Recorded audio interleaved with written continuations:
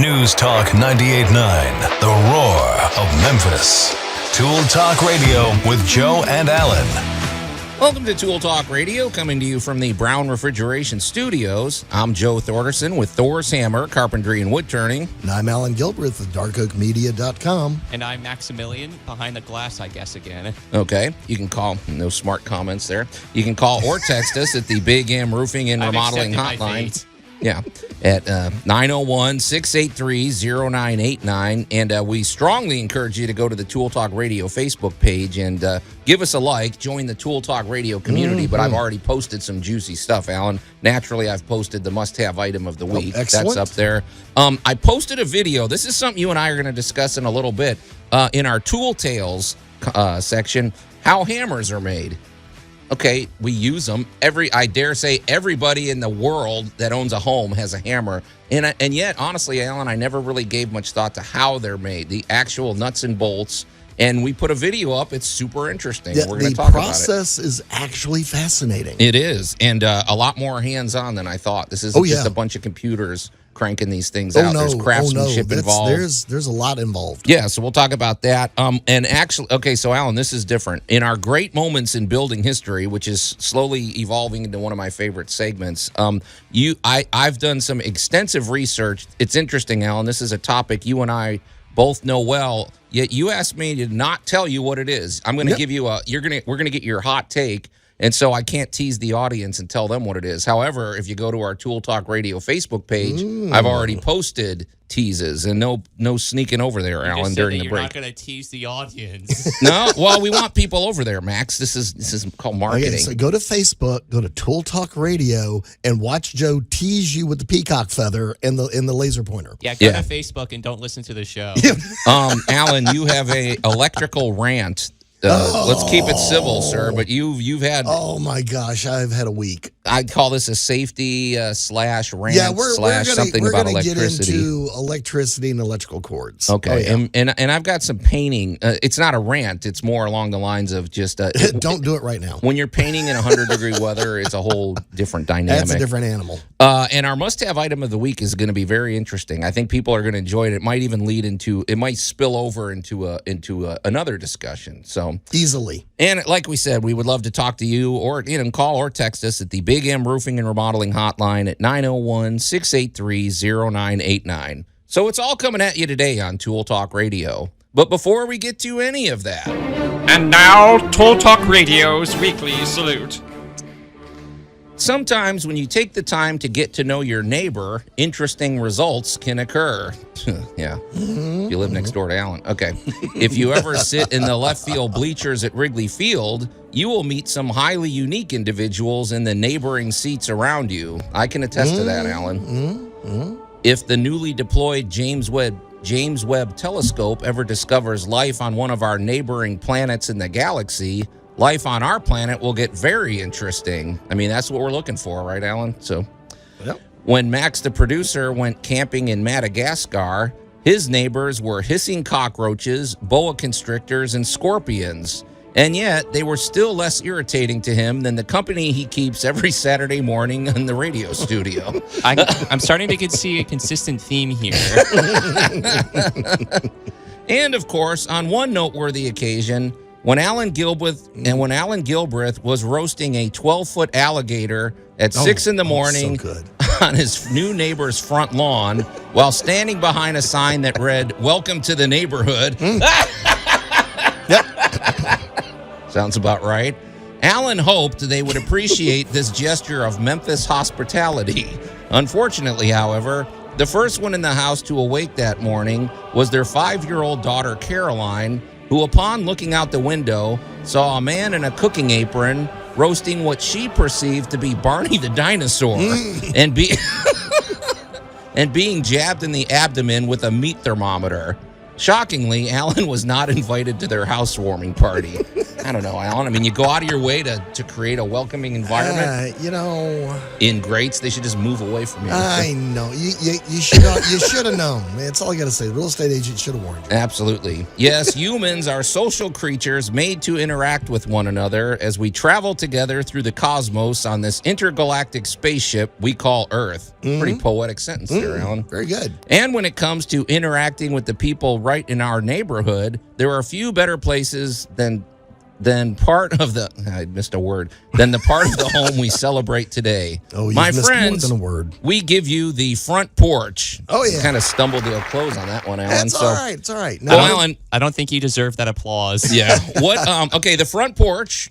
I don't think we have to worry about who invented the front porch. I couldn't tell you. I don't know. it was a rock overhang in a cave. Right. It was You know. Lord Portuguese. Lord Portuguese, exactly. So, but Allan, what we're interested in is the culture of the front porch and what is a front porch for? What are the functions of a front porch? And so we thought we'd unpack that a little bit. Well, let's go with the classic ranch style house. Okay. Welcome to the U.S. Yeah. And Is that called an A-frame house? A ranch house? well, Basically the. yes, well, the ranch style has that big A peak right Right. up on the top there. Okay. Now you can have an A-frame house without being a ranch style, but That's then okay. it just I didn't looks mean like to a giant sidetrack barn. you. It was Then just it's a just like a curiosity. big barn. Okay. However, again, we got to step back before air conditioning Okay. because as we just discovered here in the lovely Mid-South, for those of you listening to us around the world, Yeah, if you're up north, we hate you right now because if you're below us, we hate you. If you're anywhere but here, we pretty much dislike you it's hot. because we are in an easy bake oven. Yeah. Yeah. And we also, as a dear friend of mine likes to say, there's no air outside. Okay. And what she's trying to tell me is there's no air moving. It makes a difference. We're kind of stuck in between fronts. Yeah. So we don't have a lot of breeze. Okay. But here we go. Housing up until air conditioning really got going good around World War II. Houses were always developed to have an airflow area. We've Right. talked about attic fans and all that kind of stuff. But fundamentally, people would open the front door, open the back door, and you could get a breeze through the house. Yeah, There we was had life screens. before AC. Yeah. There well, they were was, called there was. screens. I mean, screens were a big Screens, deal. So. screen doors, and the front porch, now being from the state of Texas, was a massively important idea because you didn't want to cook in the sun while you sat in the breeze. Yeah. Well, now, Allan, some people, depending on the way their house is laid out, their sun, the porch may be in the sun at times when you don't want it to. So it's like The porch kind of wrapped around, but generally the big time for the front porch was late afternoon. Yeah. And that was your Southern tradition because you were getting ready for dinner. Well, here was my thing, Allan, because so we obviously they're trying to get fresh air. People in the day, you would have had to just get outside because I mean, no air conditioning. It's the middle of July. Oh my gosh. You're cooking. You got to at least get somewhere Get where you some can air. fan yourself Get some off. air. Yeah. However, there's a whole different dynamic. If you go onto your back porch, you're still getting fresh air and everything, but you're basically by yourself. Correct.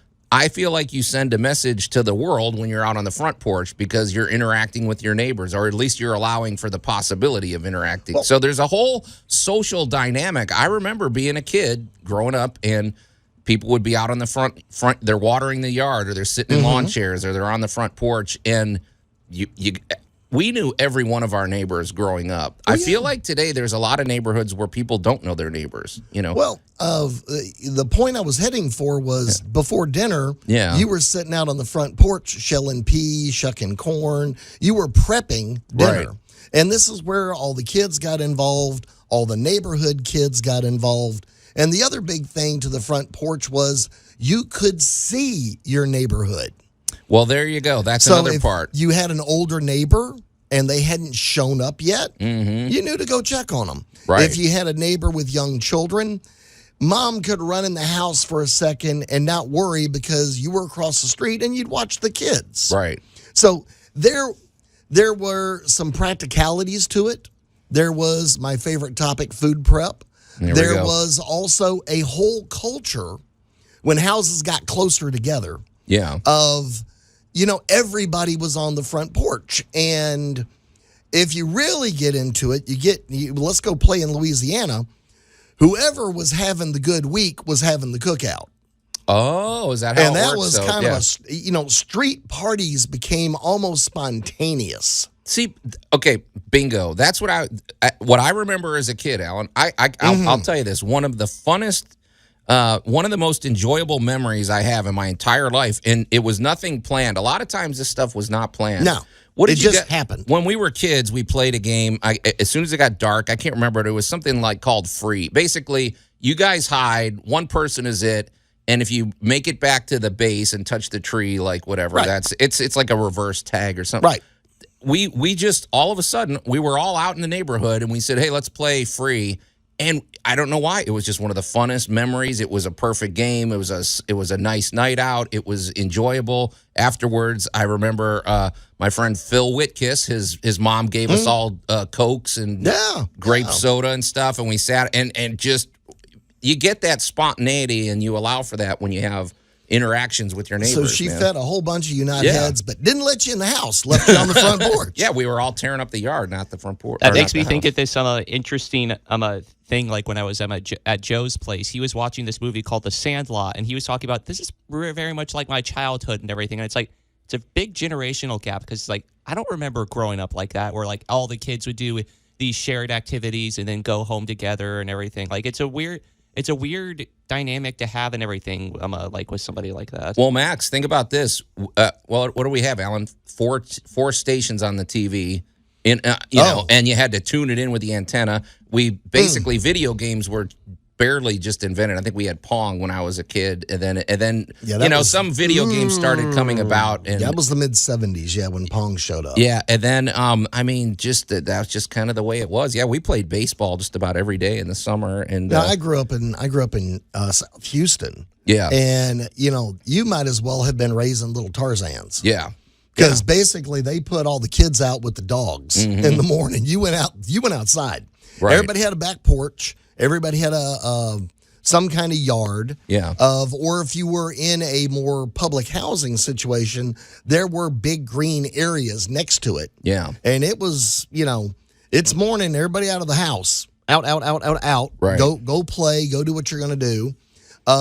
In the middle of the day, that's when the porch also got important because that's where you went and fell out, Yeah. got Oh, out yeah. of the sun. Right. The other one was, you always knew, and of course, Joe's going to win his drinking game thing because you always knew More what somebody food. else was cooking. Yeah. 'Cause Alan of just can't get away from food references. this was so. a huge part of that whole dynamic. Because, like you said, all the kids went over to XY house because so and so's mom would give you all Kool-Aid. Well, I'm not going to lie, Alan. You're just triggering another memory. You smell that barbecue Exactly. over in Bob's front yeah. backyard, and it's like you just sort of meander over there. Yeah. Wow, what's going on back there, Yeah, Bob? Bob's cranked up the grill. You're Right. starting to, welcome to the neighborhood smells and sights and sounds Yeah. that the front porch kind of brought to the area. Yeah. Not only that, but I'm also kind of thinking about the difference between front porches, not only in the U.S., but like in one of my favorite places in the world, in Japan, because like front porches, it seems like still represents the border between the outside coming in. Because like, like in Japan, like the certain traditional porches, people would still like wear their socks around and everything. Yes. It's not like they would be walking around in like honking boots and everything. Right. So I think that's kind of interesting, the difference in the definition of like the boundaries between outside and in Japan versus like in America. Yeah. Well, a lot of times, especially in Western Texas, when I got around family in Amarillo, you left your boots on the porch. Sure, because You didn't bring them in. And let me tell you, is the old expression, you knocked your boots on the ground before you put them on in the morning because something might have moved into them during the night. Yeah, you walk through some weird stuff over there. Yeah, well, Alan, so- you might toss a tarantula or a scorpion out of your boot. But, we didn't wear the big old muddy, chunky footwear into the house. Yeah. So and I find it funny in a lot of ways where different cultures adopt similar practices, maybe for not the same reasons, but the aesthetic is still the same. You walked around your house in your socks. You put your boots on when you stepped off the porch. Yeah. Hey, Allan, one last thing I want to mention, because this is an outgrowth. Basically, what we're saying, the front porch, I think, is an institution. I'm happy to see there's some homes. I was just out in Arlington, and there are some of these newer constructions. What's neat is it's sort of a retro look where they designed it to look like a house that might have been built in the 30s or the 40s with that kind of architecture. And boy, all of them have nice big front porches, and it's a cool look. And we hope, I think there's something to that, making it where you're interacting with your neighbors. Our buddy Marty Kaiser, one thing he told me, his neighborhood is very unique. It's sort of a horseshoe shape, right? The way it is, and he said they've taken this to the next level. They have gatherings where all of the people in the neighborhood coordinate. I guess all the housewives coordinate the dates and they make structured events where they'll bring in food trucks. They might have a themed evening. They might have a whatever. Everybody's out on the street. It's almost like a block party. They do that 4 or 5 times a year. And he said, boy, we've gotten to know all our neighbors, and it's a real community feel, man. Well, to add to that, our very good buddy Ned Canty, who is the head of the Memphis Opera, they have opera on the road. Okay. So if your neighborhood is doing an event like that, all during the pandemic, they would bring a flatbed full of opera singers out to your neighborhood. There you go, Marty. There's your next themed event. So you want a themed event, man. Opera flash mob. Yeah. There we go. The first time I saw them do that, they pulled down a cul-de-sac. Literally, the ladies and gentlemen of the opera got out, got on the back of the flatbed, and started belting out songs, and it was amazing. No, it was great. So big hats off to the front porch. I'm kind of curious where the first front porch was. I don't know how we'd ever document it. Like you said, it was probably a cave with an overhang. Good overhang on that cave, and it was a popular cave. Yeah, especially if you cooked. You would know because you were there. Yeah, probably. All right, hey Allan, you know who I wonder? I wonder what if this man has a front porch, because if he does and he hangs out there, I wonder what this neighborhood is like. Our buddy Jay Hill with Big M Roofing and Remodeling, because you talk about a dynamic personality. If Jay was out on the front porch, people would know it. Let's just put it that way. The only thing I heard was like the theme to any Italian movie. Okay. I mean, we've got you cooking alligators out front. I don't know what Jay's up that to. actually does happen, but I will say, if you live near Jay, we'd love to hear a report. Call or text us here. But if you have any roofing or remodeling needs, boy, what a person to call. Ooh, add a front porch to your house. He could do that. He can handle that. That's part of plus the GF roofing on it that would keep that thing from leaking forever. Absolutely. So, roofing and remodeling. But Jay's, the one, 5 stars with the Better Business Bureau and Good Housekeeping. He's a GAF, Master Elite Installer. They install roofing systems, which we always want to emphasize, because growing up, I don't remember hearing the word roofing system. I suppose it was, but today it's comprehensive. It's tech. There's tech involved now. It looks simple. It's like, there's shingles, but no, there's a whole thought process that goes behind it.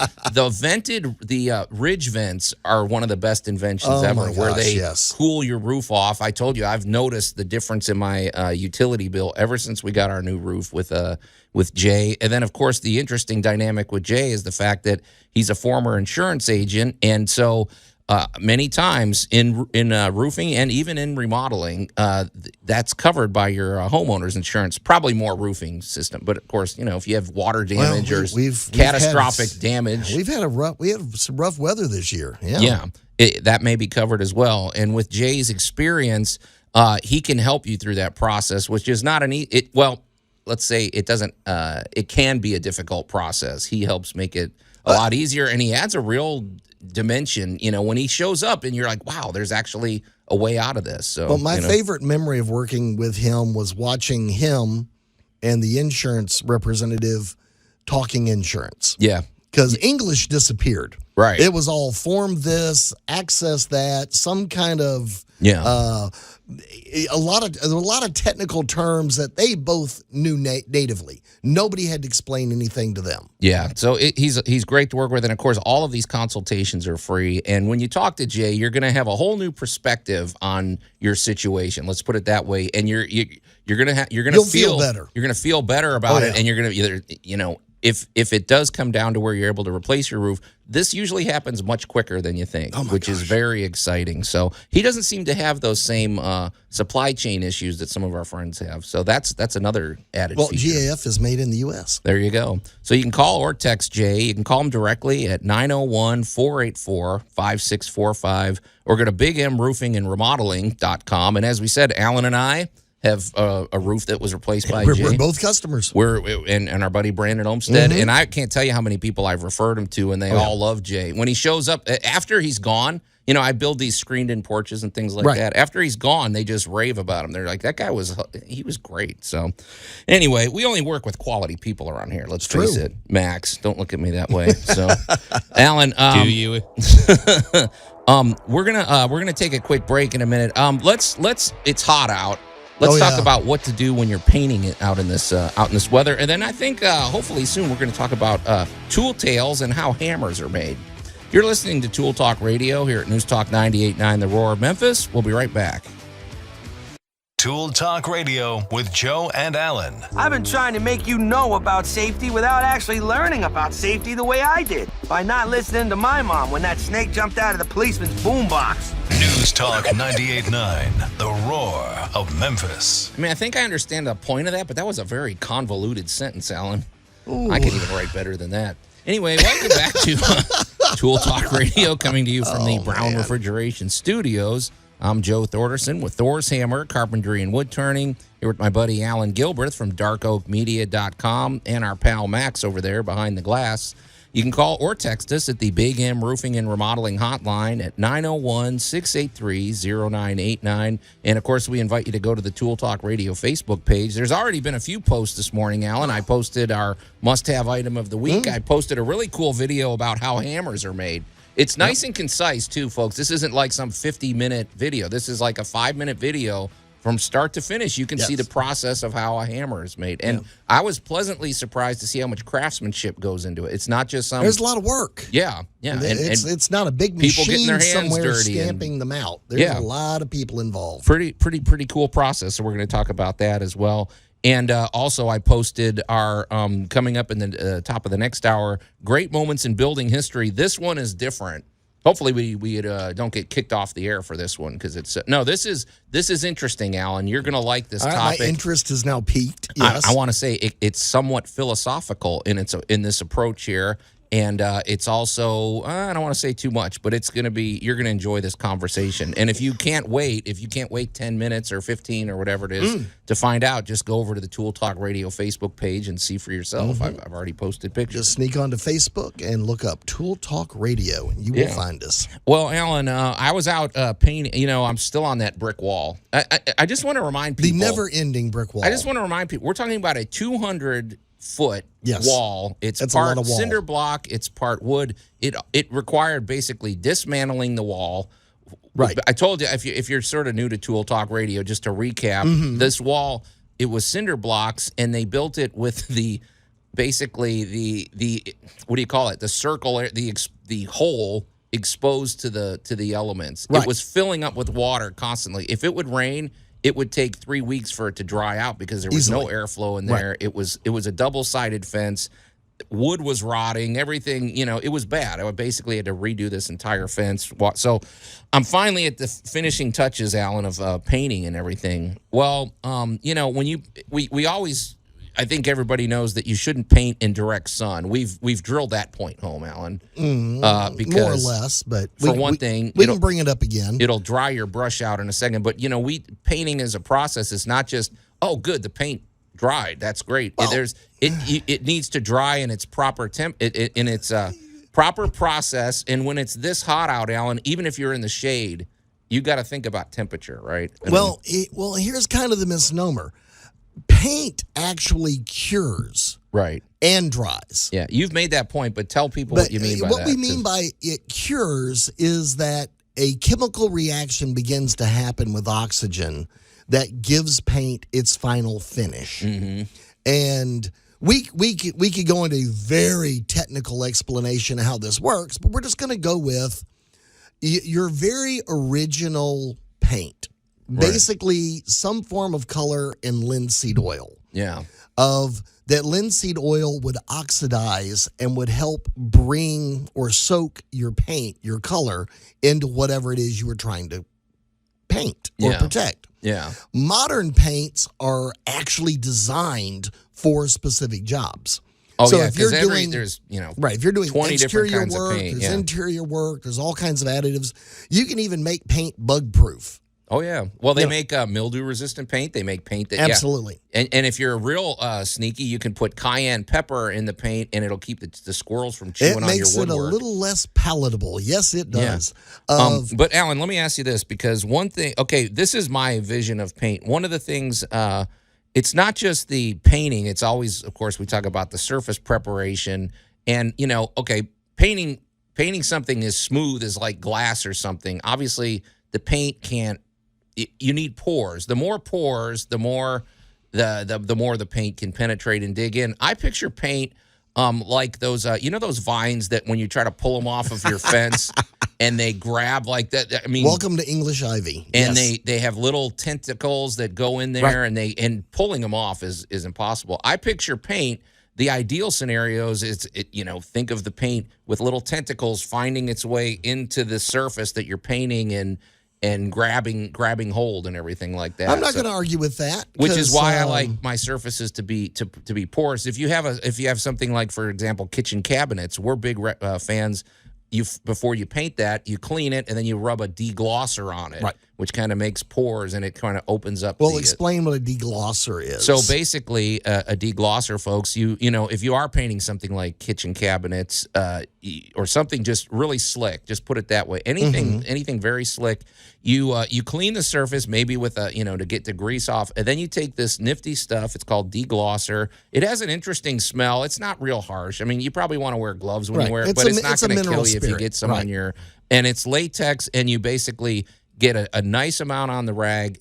Just soak the rag, rub it on there, wait about 5 minutes, and then rub off the whatever hasn't evaporated. And what you'll notice is you're going to have a film.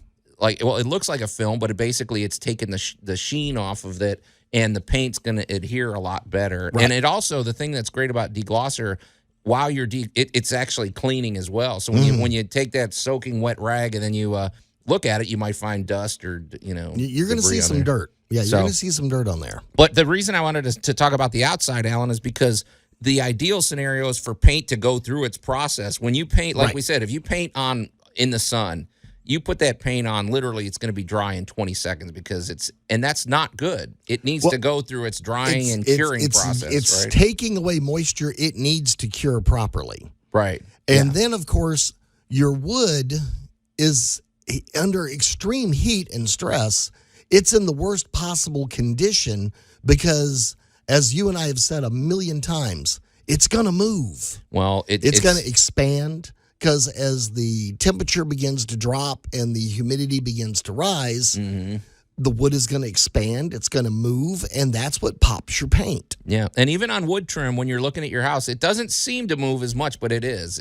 It doesn't have to move a lot. A move's a 16th of an inch. It's going to break that seal. It's going to crack. You're going to get your paint bubbling. Yeah, so what I recommend, folks, is either you need to just time it out if you're doing an exterior painting project, or just you got to work when the surface is sort of cool. Basically, we're not saying get a hose and soak it down and cool it off. That would be stupid too. That's just as bad. Then you're trapping moisture. Right. But I guess I'm just saying be conscientious. Don't just say, well, it's not raining, I'm going to go paint.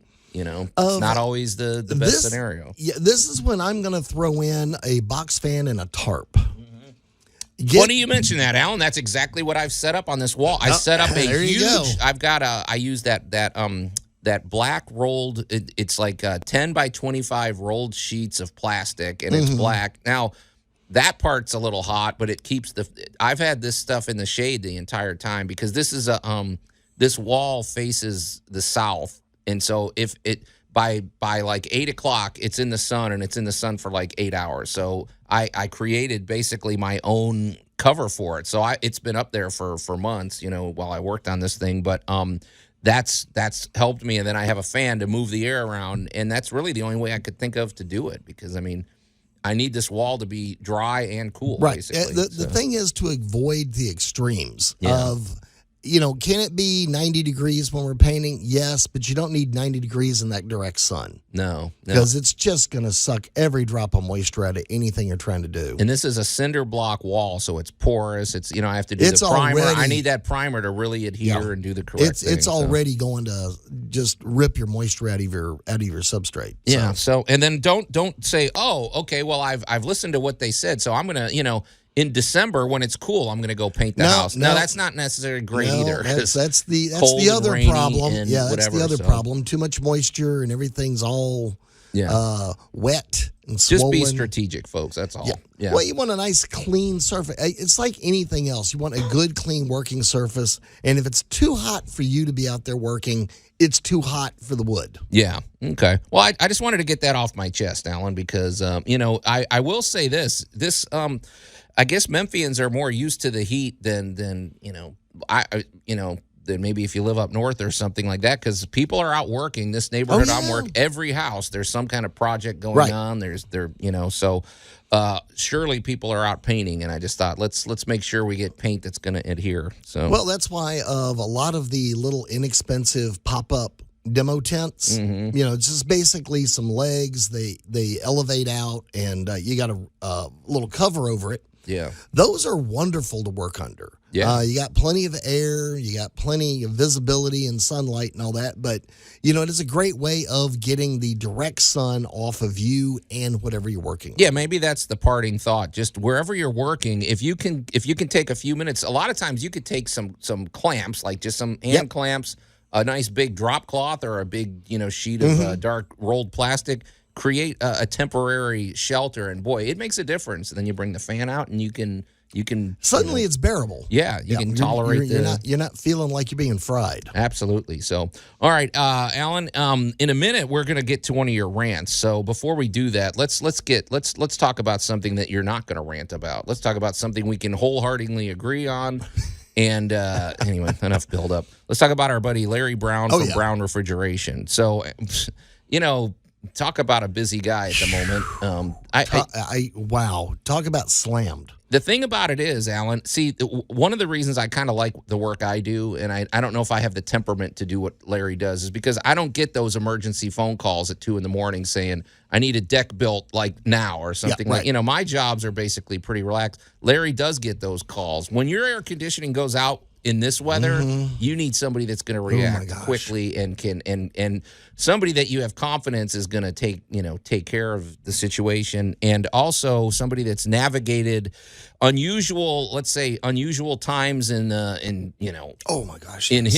history of air conditioning, because right now we've got these supply chain issues, we've got just weirdness in the world. We have all the changes in refrigerant right now. That's nothing to sneeze at. They've changed the refrigerant that they've been using for years, and they've adapted to that. And they've navigated it all, and they're going strong, and they continue to evolve. They keep coming up with better and better systems. I love we've talked about making your home more efficient with the smart home technology. You don't just get your air conditioning unit these days and your clean air systems with the Remy Halo system. You tie it all in. There's an app for that. Tie it all into the smart home system. Time out your thermostats, things like that, so that you're cooling at exactly the right time. When you're at work, maybe you bump the temperature up a little, save money. So it's great. And Larry Brown, they do it all over there, and they're just solid people. And it's kind of like what we said with Jay. When you start talking to them, you're like, okay, well, I'm relax. In good hands. Yeah, you're in good hands. Obviously, this technician knows what they're talking about. And it's funny because between the roof with Jay Hill and the air conditioning system, it's hard to think of two more important features of your home: your heating and air conditioning and your clean air. That's like the lungs of your home. That's living there, yes. So give them a call. You can get in touch with them at 901-362-1881, and that includes if you have an emergency. You know, if at midnight tonight your air conditioning suddenly goes out, we still want you to call that number. Or you can go to their very easy to remember website, brownref.com. And Larry, as soon as you get 5 minutes and you can take a break, we want you to get back on the show. He's overdue for an appeance. So's Jay Hill. I mean, they're both too busy. They're both slammed light, and we'll see them both in October. Yeah, we'll. It's going to be a while. We'll see him soon. So, all right, Allan. Enough of the pleasantries. It sounds like we've got 30 years of stupid here. Is that right? Oh my gosh! Oh boy. Looks like a loose nail. 1 out of 25 ain't bad. You don't have any code violations, do you? Nope. How many times do we have to teach you this lesson, old man? What do you think of the house that Love built? Oh, shoot. Well, Allan, here on 30 Years of Stupid, we like to take the opportunity to showcase things. It's called 30 Years of Stupid because sometimes that's how long it takes for these mistakes to manifest themselves. And Or we're how not long just they've been there. We're not just reveling in other people's stupidity and the suffering of others for our amusement, which we kind of are, let's face it. But it's also a good warning tale because we want you to avoid these problems so you don't wind up on 30 Years of Stupid. Oh, my gosh. This is electricity, Allan. This is nothing to play games with, right? Oh, man. I just find it amazing how sometimes your week takes on a theme. It's never a theme you it's kind of like, on Monday, the friend calls and says, can you come look at? What did Mike Tyson say? It's great to have a plan until you get punched in the face. Exactly. Okay. All right. What was it? Patton said every battle plan is perfect until the enemy shows Right. up. Exactly. Welcome to certain weeks. Okay. So this week I'm going to take on past electrical, current electrical, and future electrical. Do we have time for this? Yes, Max? we do. Okay. Yes, All we right. do, because they tie together very easily. For heaven's sake, let me make a point very, very clear. Whether your plug-in has 2 prongs or 3 prongs, it's still a 110 plug. It has two little thingies that stick out of it that got little plugs in them. They plug into the wall. A 2-prong plug will fit into that 3-prong hole on the wall. I'm saying this because of an amazing amount of bad advice I wound up in an argument over on Monday with people that should have known better. Go ahead, because I already have a question. But all right, the appliance was purchased. A modern appliance was purchased, but it has the 2 prongs on the end. Okay. Well, the person making the case was telling somebody else that they couldn't use that in a modern receptacle because it didn't have the third one. It didn't have the third one. So they have to add a third. And I'm just kind of like, all right, you need to go sit down. Now that seems like kind of harmless stupidity. Although they're thinking, oh my gosh, I can't plug. Right. Because TVs I don't think have 3 prongs, do they? Most things these days don't have 3 prongs. Right. And you should explain what that third prong is. It's a ground. It's like that third. We're not telling you to do this, but that third hole at the bottom is the not, ground. If you stuck a screwdriver in there accidentally, you're not going to get zapped. Don't do it. From personal experience, I'll tell you. I'm just saying. But that's like you said, that's a ground wire. Okay. So, Well, here's what we're talking about with modern appliances. So everybody take a deep breath and relax. Yeah. The other thing is there's no such thing as different size 110 volt sockets in this country. So you do not have a specific This seems like socket. sort of obvious news, Allan, but See, so people Joe, didn't know this. This is why we're having this conversation, because on Tuesday I was standing there dumbfounded while somebody tried to explain to me that they had to have a small appliance plug. Do they come from Europe or something? I know that Europeans have different outlets. No, these were homegrown. Really? And they had never asked, bought they had asked advice, and I'm sitting here trying to figure out small appliance plug. Okay, what have you got? And I said, did you just buy a new, piece of Hobart equipment? Or did you buy because I could very easily see somebody going to one of these clearance places and buying an appliance that was meant for a restaurant. Oh, I see what you're So saying. I got was, too in much. my head, Right. I immediately leapt to, wow, what did you buy? And, how cheap can I get it off of you? Right. Yeah. And, send me a picture of the plug. Yeah. And they send me a picture of a standard 110 plug. Okay. But somebody told them that only goes in a small appliance plug. And I'm like, okay, stop. Ladies and gentlemen, welcome to modern electricity. We have a standardized socket in this country. It's quite simple. It's got 3 holes in it. Yeah. Usually comes in a double. It's called a double gang. I feel like this is sort of redundant. I think people know this, Alan. No, they don't. Okay. I wish they did, Joe. I've never heard this complaint from anybody that they didn't know that. All right, it's been years. But suddenly it's a magical age group, and I'm really resisting looking to my left. Okay. It's a magical age group that apparently this has been missed. And misinformation, especially off of whatever social media is going on. Well, that's true. They grew up in a social media generation. There's a lot of misinformation going around, and I'm going to go, all right, guys, it's a standardized plug. Now, there is a different plug. There is a ground fault interrupt that should be within 6 feet of water. Okay. So if you have a plug next to your sink, it should be a ground fault interrupt. So how do you know that's a GFI? It's got a reset on it. Yeah, those are special. And sometimes they go off even if it didn't get, those things will, it'll say reset and test. It's a little button. And those things are hard to push, folks. By the way, if sometimes it's what the chopsticks for. Exactly. You almost need something flat, like a screwdriver or something. Those I things, use a chopstick. And sometimes they wear out, and when you go to push them, they don't give you that click to tell you that they're reset. Right. But, and that's where we're going to throw in the 30 years of stupid is that a lot of houses, and at my age, I don't think of 30, 40 years ago as that long ago. No. But houses built, and I hate to say this, but like in the 90s, around 1990, it's now becoming time to change out a lot of these sockets and other such. And a lot of younger people and a lot of older people are not quite grasping how to change these out or what to do. And if you need to change a ground fault interrupt and you're not handy, by all means, there are a number of services where somebody will come out and change it out for you. But please don't wedge something in it to keep it on. You with me?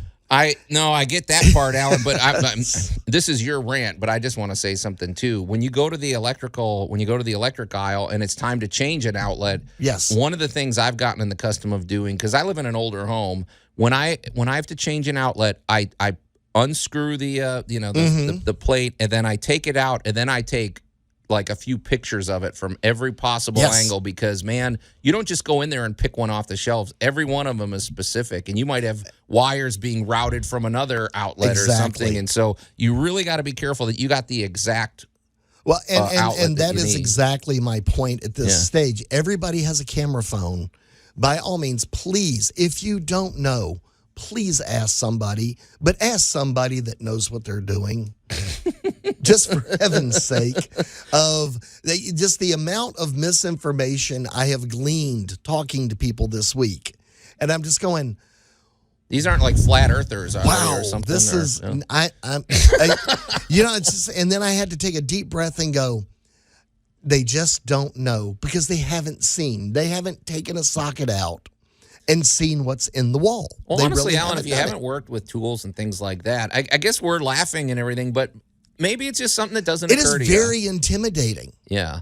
Dealing with electrical scares people because you really can burn down the house. Yeah, we by all means don't play games with electricity. But there are those jobs you can do yourself, but man, nothing worse than you flip a switch and suddenly you get this boom, poof, puff of smoke, and then you're calling a real electrician. Exactly. So take a deep breath, but get some proper information. Okay. Well, we hope we're giving out proper information here at No. Tool Talk Radio. He's been waiting for that. News Talk 98.9, The Roar of Memphis. We're going to take a quick break, and boy, Allan, I cannot wait to get to our great moments in building history. Yep.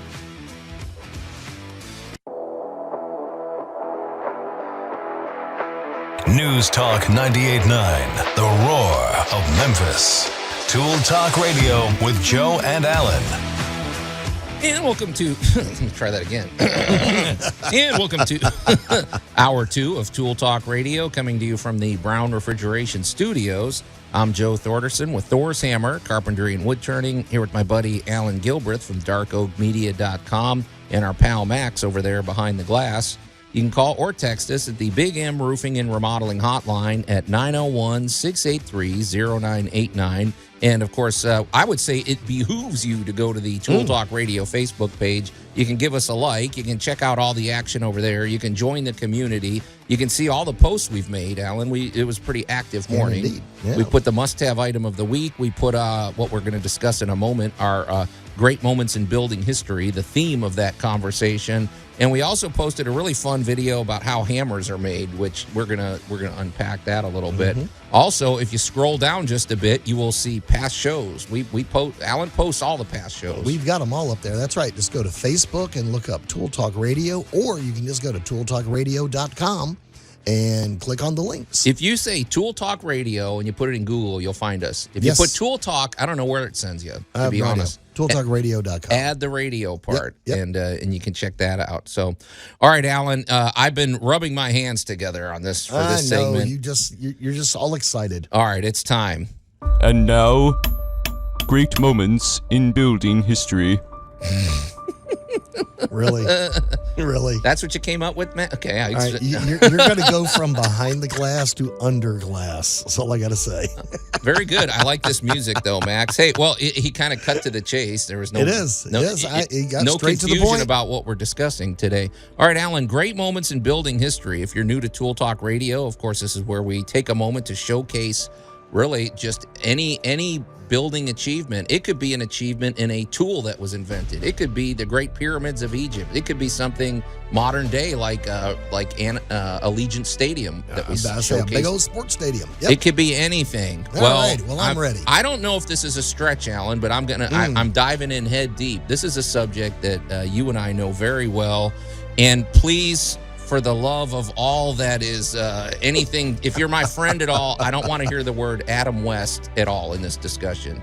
Oh, you've now cast a gauntlet. We are going to discuss one of the boldest and most successful architectural achievements of all time, Gotham City. Allan's looking at me like, okay. Here's what I'm gonna go with. I'm waiting to see where you're going to throw. Here's throw my the first jumping brick. off point, All Allan. right. Some may argue that Gotham City is an imaginary place. And I would say, does it make it any less real? We always talk about our... It's mostly New Jersey, but we're good.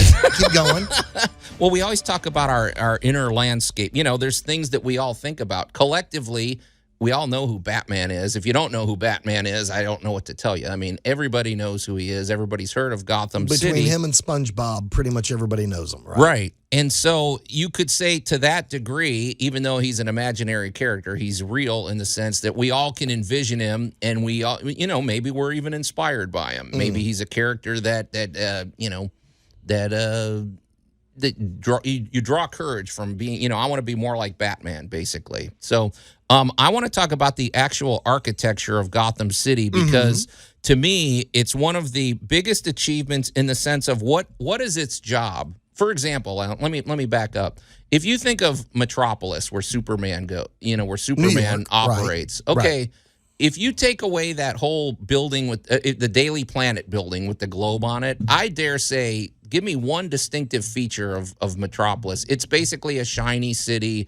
To me, it doesn't have the personality that Gotham City has. It's New York. It's a skyline. Gotham City has a very distinct look, and I'm showcasing the Gotham City that really came about. I got to give Tim Burton credit in the 1989 Batman film.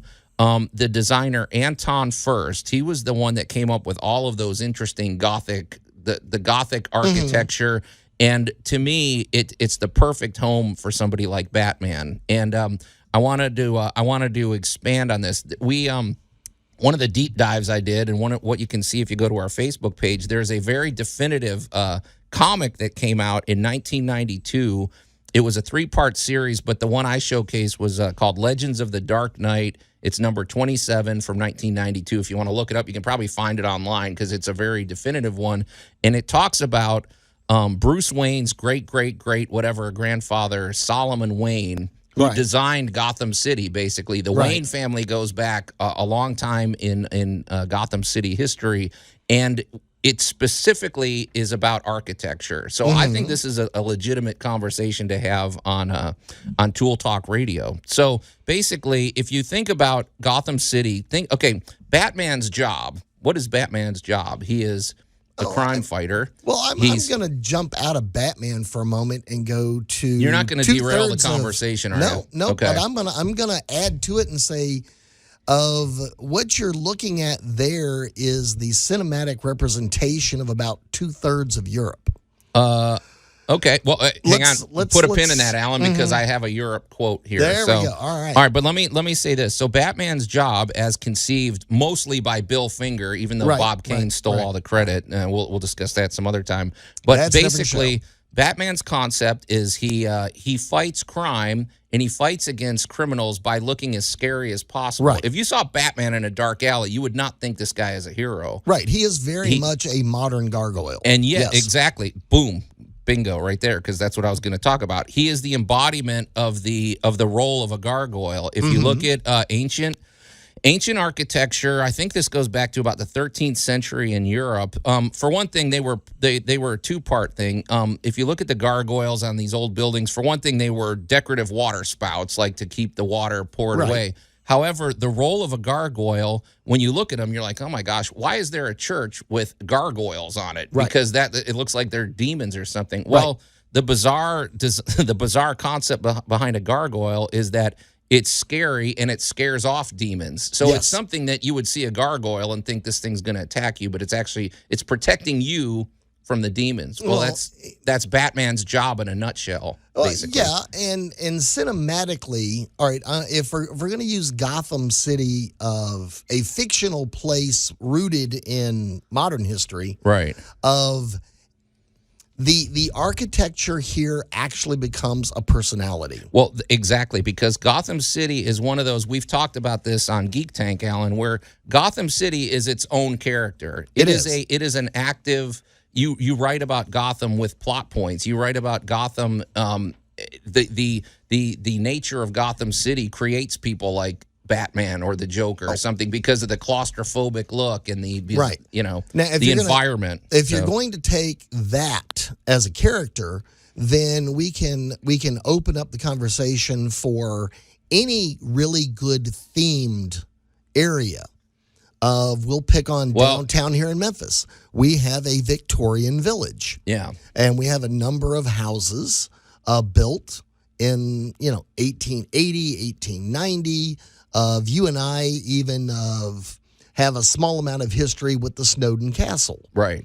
That was a 1905 production, and it is honestly built as a modern castle, if you will, for the time. It was an opulent building. Here in Memphis, we also have the Pink Palace, which was another very themed Gothic style building. And then, of course, you get to some of your churches of. Well, Rhodes College. You're getting ahead, Alan. You must have not to look at my notes here. I'm just kind of walking down the road here, going, if you go over to Rhodes College, you disappear onto that campus, and you feel like you have left Memphis and wandered into an entirely different part of the country. Okay, well, because that's where I was leading now. I knew I should have warned you about this in advance. Well, here's what I want to say, Alan. The gargoyle, I want everybody to keep in mind the gargoyle. Now that you know that it's a benevolent figure and Batman is basically a living gargoyle, well, the history of Gotham City, what I love about this is some people, if you've never been a comic book fan, if you've never read comics, you might be surprised to learn that these are very literary. really for the last 30 or 40 years, they've been taken seriously. Writers come in and they put a lot of effort into the stories, and there was actual thought that went into the design of Gotham City. So Solomon Wayne, I want to go back to Solomon Wayne, who is Bruce Wayne's, like I said, he was back in the early 1800s, Right. who designed Gotham City. Well, he basically wanted Gotham City to be, okay, so just to tell you a little bit about Solomon Wayne, he was a he showed up in Gotham with a Bible in one hand and the book of the law in the other hand. He was a judge, and he was a very hard-nosed businessman. They say he dispensed justice with the enthusiasm of an Old Testament prophet. He was all about justice. You're talking to a man that's actually had lunch at Judge Roy Bean's place. There you go. So this is the guy. with you. This is the guy that helped design the structures of Gotham City, and he more or less wanted it. He saw a city as sort of a stronghold in a haven and a solitude. I mean, Right. a place for safety. And so his idea was basically to make Gotham like a living gargoyle. Like the buildings reflect the same personality as a gargoyle. It's going to befuddle, and the curved lines and the weird arches are going to ward off demons or something. Well, it had basically the opposite effect. It's but you really look at a lot of your classic, especially all over Europe, your classic church of designs, and I'll even throw in a weirder word for you since you're going with a modern Dark Knight. Yeah. I will throw in Templar architecture. Okay. Who the Templars were a Christian order of monks that basically invented modern banking, modern travel, modern tourism. Pretty forward thinking guys for a bunch of dudes back in the Crusades. Right. Yeah. And they built a lot of churches and things, and they were using that exact ideal that when you built a city, the city had to be defendable. Right. But then the city also had layers upon layers within it. And then when you get to Templar financed or Templar of invested churches, think Indiana Jones. As I tell people, think like your modern archaeology movies of where they're trying to discover where people hid stuff in the past. Right. Or even if you want to get into Egyptology, a lot of this stuff was pre-explored with the Valley of the Kings and the protecting of what people attributed a great deal of value to. Yeah. Well, hey, Allan, I want to do one thing because I want to encourage people, if you're at all curious about Batman or anything, I want to encourage you to actually look some of this stuff up. You could easily find this comic. It's called Legends of the Dark Knight. It's number 27. The storyline is called Destroyer. The reason I didn't want to waste all my research, Allan. There's some great quotes here. I just wanted to read one. Well, it's one little thing here. And it came from the comic, and the reason is because if people are interested in Batman, I think they'll enjoy this little backstory, because this is Batman canon, as they call it. So they're not, but you're going to do it anyway. Okay, so Solomon Wayne, here it is. I'm going to read this, and then we'll move on to the other part. But Solomon Wayne commissioned the first of the so-called Gotham-style structures to be built in what is now the center of the city's financial district, which, of course, that became Wayne Tower. Right. Although vehemently criticized by Wayne's fellow Gothamites, the edifice pleased the judge and, in fact, was highly successful in that it attracted others to locate to their ventures nearby. It became, in fact, the focal point of a thriving commercial center.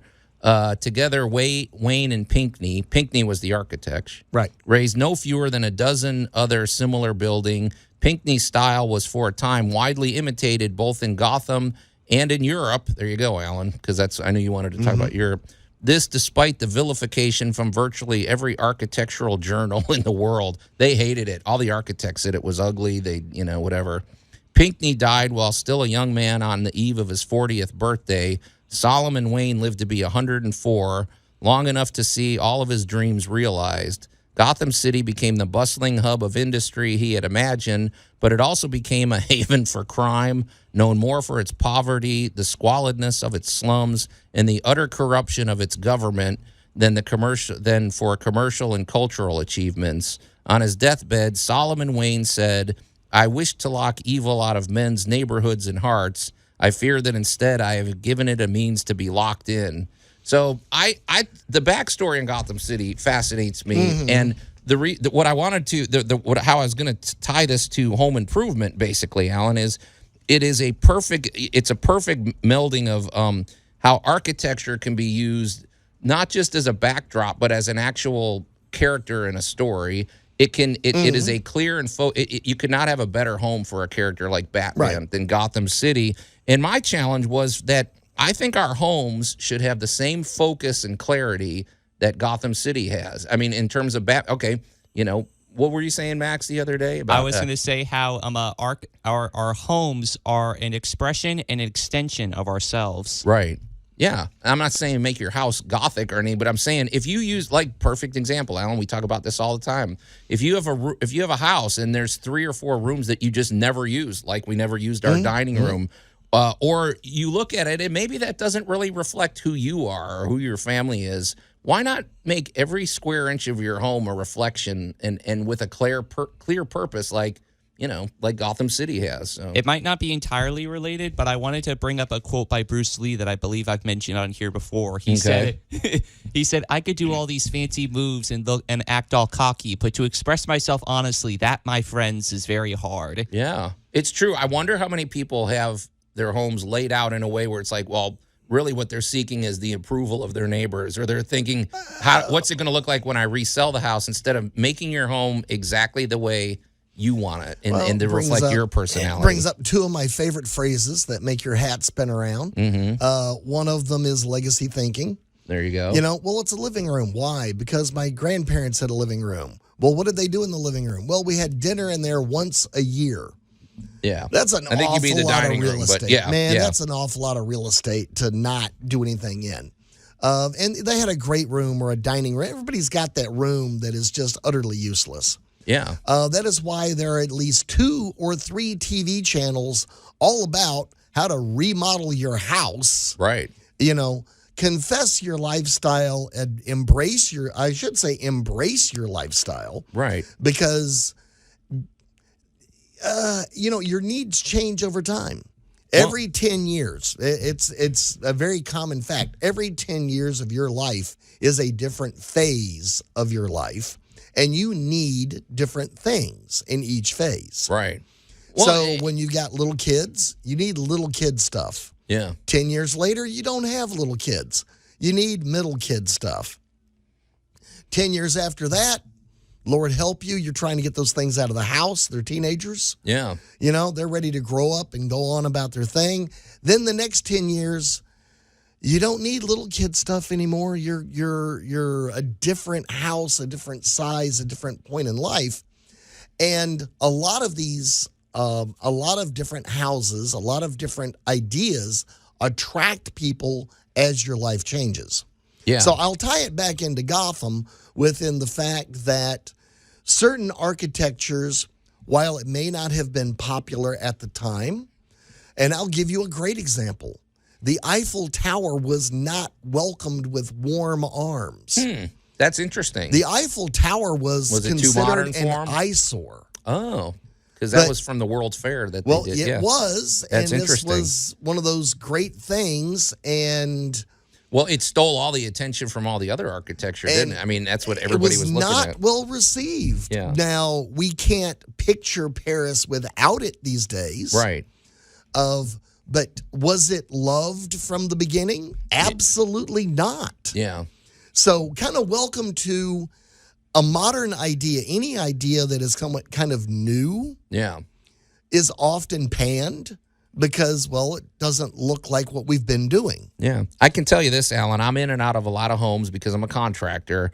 And sometimes I'm not going to use the word cookie cutter, but it's there's very few things I see where I'm surprised. I'm like, oh, okay, well, there's the den, there's the whatever, and then every now and again I've come across somebody, and it's usually an artist. I'm not going to lie, somebody that's into the arts or something, and you walk in and it's like, oh my gosh, what is this? They've got statues and they've got or they have a collection of items that you would never expect to see in a house. It's like, wow. where did you get 5,000 thimbles, or where did you get? And they care about thimbles, so that's what they're going to put in there, or whatever. And I feel like like I said, I really gravitated towards Batman in Gotham City because it's perfectly suited. The environment is perfectly suited to his character, and I feel like our home should be the same way. So. Before we get out of here, go to break and everything, do you think I could recommend, in addition to the comic book that you recommended, I also recommend that people look up the architect/artist Hugh Ferris, whose art really influenced the design of Gotham City. Yeah, especially Batman Legends of the Dark. I mean, not Legends, the Batman the Animated Series, because it's kind of an Art Deco. Yeah. Hugh Ferris, just like it sounds. Well, you just said it, Art Deco. Yeah. And if you really want to look stuff up, look up Catherine the Great. Okay. Yeah. This architecture is not new. It's like there's elements of it, but it's really fascinating. And I felt like that was a worthy, As Catherine the Great said, there's whipped cream everywhere. Okay. Talking about the building style. Okay. Oh, that's that. What is that stuff called? That's the. That's when they were wearing the wigs and all the other. I don't know. That's not my style. It was at the beginning of your Gothic era. Trust me. Okay. All right. Well, anyway, we'd love to hear what you think of this. Call or text us at the Big M Roofing and Remodeling Hotline, 901-683-0989. Let us know what you think. You're listening to Tool Talk Radio here at News Talk 98.9 The Roar, Memphis. We're going to take a quick break, and then we're going to get to our must-have item of the week. Tool Talk Radio with Joe and Allan. Like something occluding your ear. It's sawdust. Just blow. News Talk 98.9, The Roar of Memphis. That whole quote, that just makes me uncomfortable. I don't like any of the implications there. Get the sawdust out of your own ear, Ron Swanson. Hey, I get to push buttons and I get to make people uncomfortable. So I'm fulfilling my destiny, as Allan once said. Mm-hmm. Okay. And welcome back. So you say, Max. And welcome back to Tool Talk Radio, coming to you from the Brown Refrigeration Studios. I'm Joe Thorderson with Thor's Hammer, Carpentry and Wood Turning, here with my buddy Allan Gilbreth from Dark Oak Media and the snarky Max over there behind the glass. You can call or text us at the Big M Roofing and Remodeling Hotline at 901-683-0989. And you can also go to the Tool Talk Radio Facebook page, give us a like, check out all the action over there, including the must-have item of the week, which we'll get to momentarily, Allan. And I'd be very curious if any of the people, because I know some people like to listen to Tool Talk, and then they'll listen all Saturday morning to the shows, and then round out the experience by listening to Geek Tank Radio. Absolutely. And I'm curious if any of you have any thoughts about my conversation about Gotham City, the architecture of Gotham City. Whether I crossed the line by bringing that up on a Tool show. But I feel like it's a worthy discussion because, like I said, even though it's an imaginary place, it's still real in our minds. And every movie has a set, and you and I have worked on movie sets, and it is a lot of fun. Yeah, I think they said there was like 93 acres for the first Batman movie, and they basically recreated all sorts of parts of Gotham City. And hats off. I think that's sort of my favorite version of if you want to learn crafting, look behind the scenes at making of Lord of the Rings. Oh, no kidding, man. New Zealand literally built the Shire. Yeah. It was amazing craftsmanship. So, welcome to our worlds crossing over. Yeah. So let us know what you think. And you can get in touch with us anytime. And by the way, we're overdue for some confessions as well. So like I said, any day of the week, you can call or text. You can even send pictures at the Big M Roofing and Remodeling Hotline at 901-683-0989. But in particular, because, Allan, I could spend 3 hours, or 2 hours talking about Batman and Gotham City. But you can spend 2 weeks. It's okay. Can't do it, here. We got to, Yeah, let's move on. That wouldn't work. Let's go tear something else up. Okay. What else you got? Well, Allan, it's time for our must-have item of the week. So this one's interesting because I've used this many times. Full confession, Allan, I just bought this week. Right. I've never actually owned one of these. You've bought a lot of new stuff this year. I have. Tell people, but this is, I'm familiar with it, but I never had one of my own. But tell people what I'm holding up. You are holding a manual rivet gun. Okay, is that what it's called? Well, yeah, that's true because there's rivet guns that are. There's all different types, powered. But you have the home version. So, folks, if you don't know what a rivet gun is, so imagine you have to connect two things together, usually pieces of metal. Right. I wouldn't say rivet guns are ideal for wood. I don't know. Not really, but maybe it's a stretch because I will confess I've actually done it. Okay. When I was applying, all right, think like a couch. Yeah. Right? You got a couch, and you know you've got to attach the material somehow. Right. And they usually go in with big decorative brads. Right. And you nail those in, and now you got a really cool look connecting the whatever your cover is to the wood. Well, I've done that with metal to thin wood Okay. with a rivet gun. So All right. I have done it, yes. Okay, well, because I wanted to get to the decorative element. But basically, folks, if you have to connect things together like metal, like sheet metal or Yes. something like that, you drill a hole between the two pieces of metal, you carefully put the rivet in, and basically what it does is it's got a wide, I'm trying to describe, it's like a button.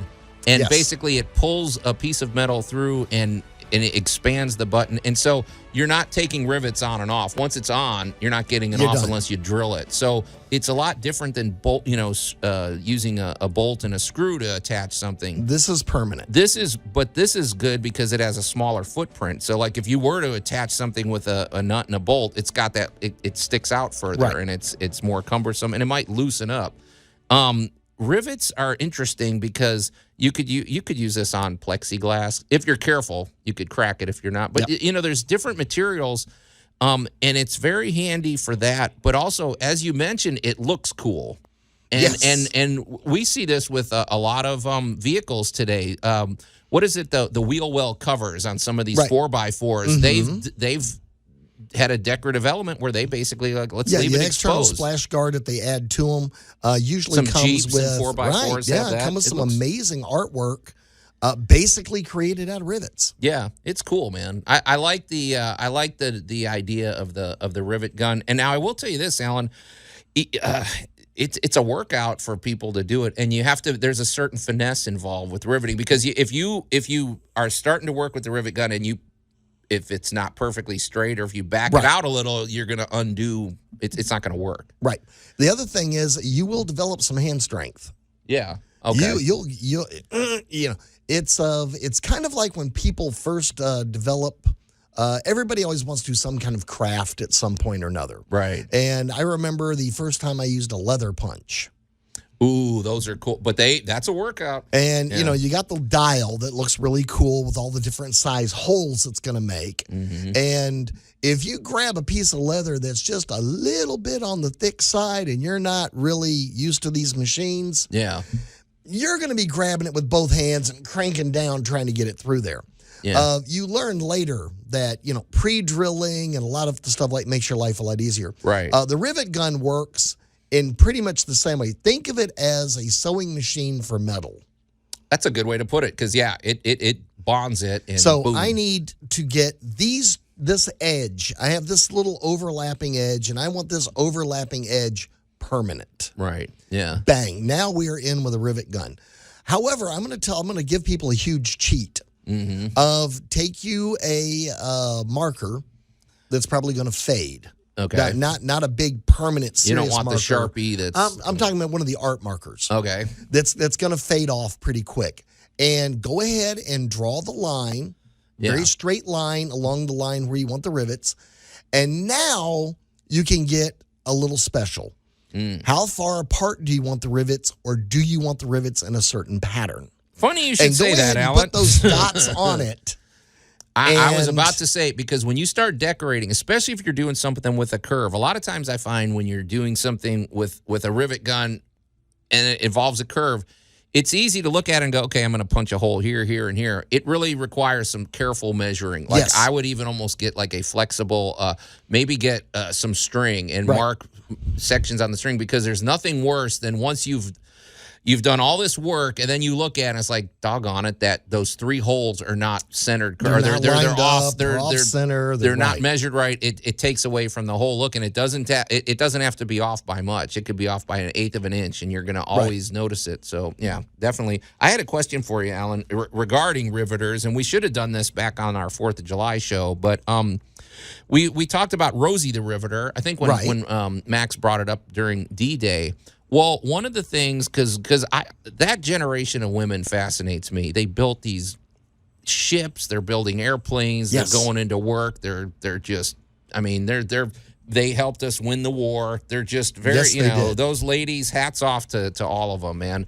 But I had a question, because they said one of the things that women were ideally suited for with riveting, they said they were very, they tended to they be more dexterous. Is that the word? Right. Their hand, they could get their fingers were just more dexterous the way they worked their hands and stuff. Why would riveting be so well suited for women? I guess I've always been curious about that. Well, you're actually getting a little bit into the history of the Black & Decker company too, because power tools came about and were changed because of the war effort. Okay. So here we have the rivet companies and Black & Decker and all that kind of stuff, and because of these smaller hands and because of the fact these were generally younger ladies, they didn't have arthritis, they hadn't been sewing for 50 years, their hands were still very malleable, very light and very dexterous, so they could do finer jobs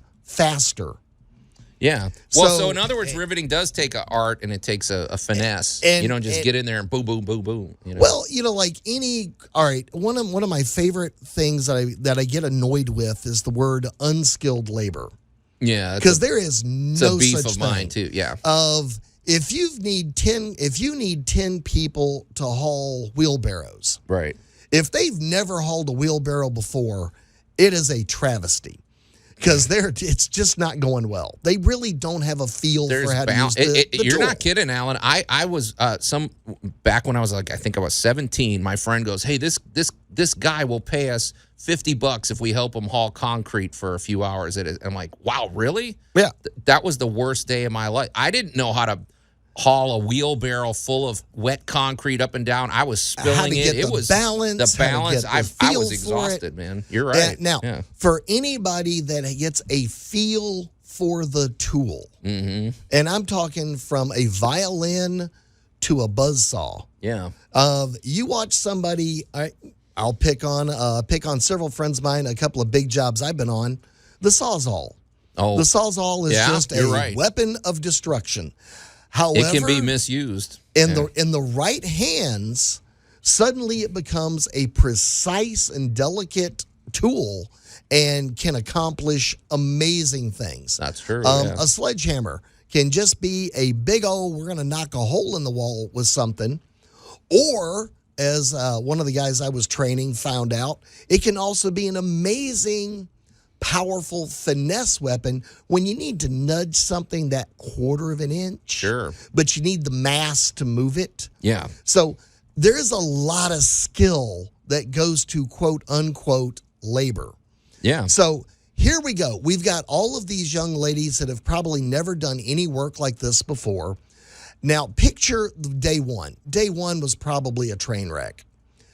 2 weeks later, right, when everybody has gotten used to the tools and kind of got their rhythm down. Yeah.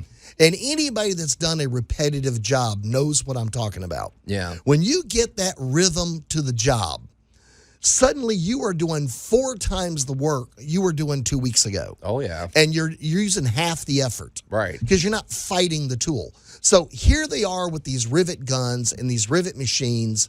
And now the assembly line is working kind of smooth. We kind of got everybody's pacing, and now you know where the rivets are on your left. You know how to place them on your right. The next person knows how to get the gun in there and crank it down. So now suddenly production begins to go up drastically. Yeah. Yep. So, and I'll throw in a quick side note. The Black & Decker company was curious why the factories kept ordering so many power tools. Okay. And they were worried. One of the production managers was scared to death that they were breaking down. Oh. And if they were breaking, he was freaking out that no, not my stuff. My stuff's not breaking. Yeah. So Mr. Decker actually went to the plants and found out the reason they kept ordering them was basically the ladies were stealing them. Oh, so they were taking these things home. They were taking these tools home. Interesting. Because I got a lot of stuff to do at the house. Right. And this thing is great. Yeah. So that is where we began getting the ergonomically shaped, formed, and smaller hand tools that you are enjoying the great grandchildren of today. That's interesting. Was you hold up your rivet gun one more time, Yeah. because the design of that at the time was kind of big and bulky. Everything And gets more streamlined the more. As the people worked in the factories and got the feedback that, this doesn't have to be this big. Yeah. We could use something a little lighter, a little smaller, and suddenly your rivet gun is a integral part of why we have such great tools today. Yeah, I will say this. So closing out with the rivet gun is one thing. This thing was not expensive, Alan. I got it's funny, the price between like we always say it only takes a little more to go first class. Oh, yeah. I just needed a rivet gun for a project I was doing, and there was a $28 one. And then for an extra $3, I got this one, which came with like an extra 200 rivets with it and a nice carrying case. And it's funny, I when I was thinking about it, because I've used them many times, but I never bought one, I'm like, that's probably going to be like $70 or something. And I was pleasantly surprised at how affordable it was. And I feel like this is the kind of thing you could probably drop it off a ladder. It's pretty good. I wouldn't whack it with a sledgehammer, but anyway, get yourself a rivet gun, folks. I think you'll be pleasantly surprised. It even came with drill bits of the exact hole size I need for the rivet. So, all right, Alan, in a minute, we're going to get to our discussion about how hammers are made, because it's a little more in depth than you would have thought. But before we get to that, tell us a little bit about what's happening with Dark Oak Media this week. And Max, I'm wondering how many food references. No, I don't think there'll be a food reference this time. No, shockingly there is, because the new episodes of The Food Dude are all going up this week. So okay. You've sort of become an institution around here. I just happened to drop by the radio station on Thursday, and everybody's like, "Where's my food?" You're sort of feeding everybody around all the stations, right? Bribery is an amazing thing. You bring in food, and people just light up. It's kind of like those bird feeders where they get spoiled and they no longer have to forage for their own food. They show up, and it's like if you ever take a Thursday off, they're going to starve around here. Man. They'll just be people hanging out. It'll be hilarious. Yeah. So that's actually our big thing, but we've got some more cool stuff coming. Some new episodes of It Came from the International Market.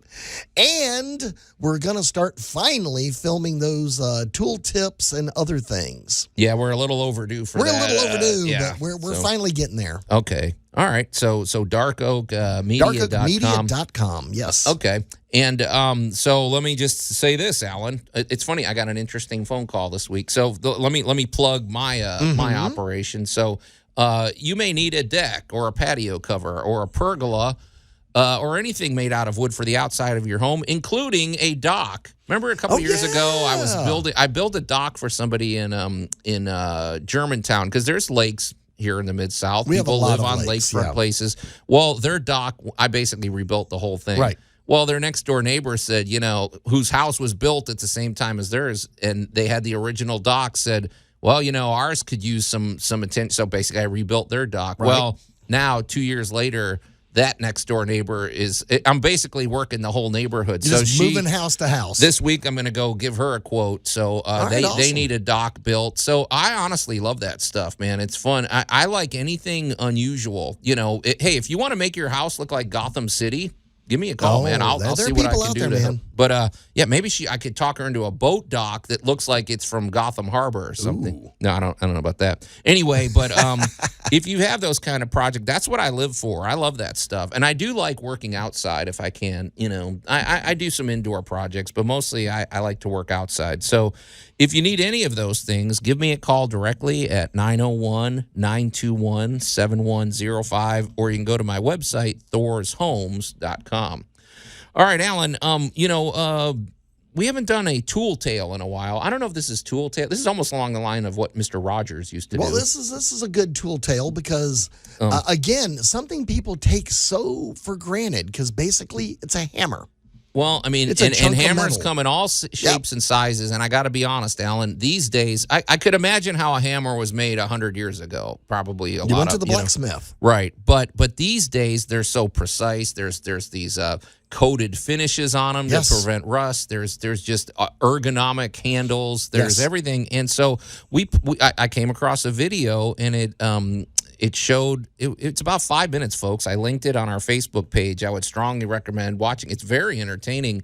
But Alan, these are guys that I thought robots were going to be pouring hot molten metal into it. For one thing, this plant that we showcased, they can crank out, I want to say 10,000 hammers a week. Yes. Not a day, was it? Was it 10,000? A week. It's a lot, whatever. It's a week. It's okay, a week. why do we need 10,000 hammers a week? This is just one company. I'm amazed that people, that there's such a market. That much of a demand. Because that's one company of many others. Yes. So 10,000 a week. So I thought, okay, surely this is an assembly line. There were guys, we'll tell them, they're standing up against the furnace. They're cranking stuff out. They're pounding hot metal. Oh my gosh! So, yeah. There's depending upon what part you're looking at. The part that always fascinates me is black sand stamping, where honestly they're pouring molten metal into forms on black sand, bringing down the compression, slamming that home, and then they break it out. What do you mean black sand? Like they actually use in a lot of things like your drain for your bathtub. Yeah. Actually is cast in black sand. Like the stuff in Iceland from the volcanoes and everything? Because there is black sand on some beaches in Iceland. And so when you're looking at this hammer, and one of the things they're looking at there is rope steel, where they actually have the big rope steel and they're actually cutting that into pieces. Yeah. And then they begin to mold the steel out into the exact hammer size or frame that you're looking for, the exact weight.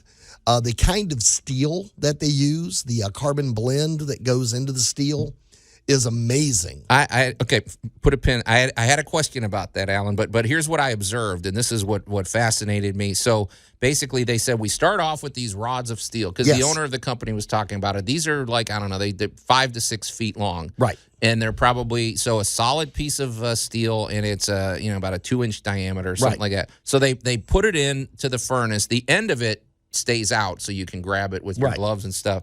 And then it gets red hot. And then they start pounding it, and they have those big presses where they said, we stamp it 5 times. Yes.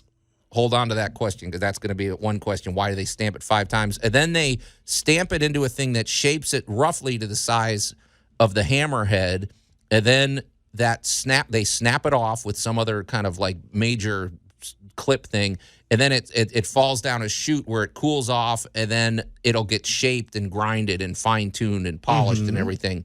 But, Allan, why I always see these, like you said, Lord of the Rings movies or something like that, and they're always pounding the steel with something. And to be honest, I really never understood. Is it to compress it to make it stronger or something? I never really understood all the pounding that goes on with hot steel when they're making things like that. All right, well, besides it's unbelievably satisfying to just whack the heck out of a really big hammer. I know it's to shape it, but sometimes they said like they said, it's pressed 5 times. To me, there's a reason for it.